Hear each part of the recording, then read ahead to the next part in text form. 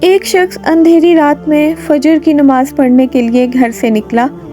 اندھیرے کی وجہ سے اس کو ٹھوکر لگ گئی اور وہ منہ کے بل کیچڑ میں گر گیا۔ کیچڑ سے اٹھ کر وہ گھر واپس آیا اور لباس تبدیل کر کے دوبارہ مسجد کی طرف چل دیا۔ ابھی چند قدم ہی چلا تھا کہ دوبارہ اسے ٹھوکر لگی اور وہ دوبارہ کیچڑ میں گر گیا۔ کیچڑ سے اٹھ کر وہ پھر دوبارہ اپنے گھر گیا، لباس بدلا اور مسجد جانے کے لیے دوبارہ گھر سے نکلا۔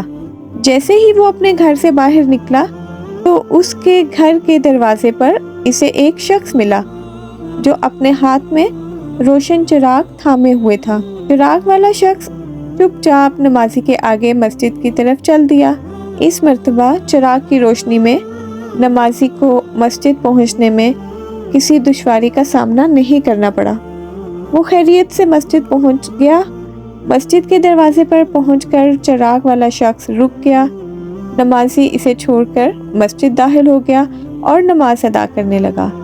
نماز سے فارغ ہو کر وہ مسجد کے باہر آیا تو وہ چراغ والا شخص اس کا انتظار کر رہا تھا تاکہ اس نمازی کو چراغ کی روشنی میں گھر چھوڑے۔ جب نمازی گھر پہنچا تو نمازی نے اجنبی شخص سے پوچھا، آپ کون ہیں؟ اجنبی بولا، سچ بتاؤں تو میں ابلیس ہوں۔ نمازی کی تو حیرت کی انتہا نہ رہی۔ اس اجنبی کی یہ بات سن کر نمازی سوچنے لگا، ابلیس شیطان کیسے مجھے مسجد تک چھوڑ سکتا ہے؟ اس کا کام تو لوگوں کو بہکانا ہے۔ تو اس شخص نے بڑی حیرت کے ساتھ ابلیس سے پوچھا، تجھے تو میری نماز رہ جانے پر خوش ہونا چاہیے تھا، مگر تم تو چراغ کی روشنی میں مجھے مسجد تک چھوڑنے آئے۔ ابلیس نے جواب دیا کہ جب تمہیں پہلی ٹھوکر لگی اور تم لباس تبدیل کر کے مسجد کی طرف پلٹے تو اللہ تعالیٰ نے تیرے سارے گناہ معاف فرما دیے۔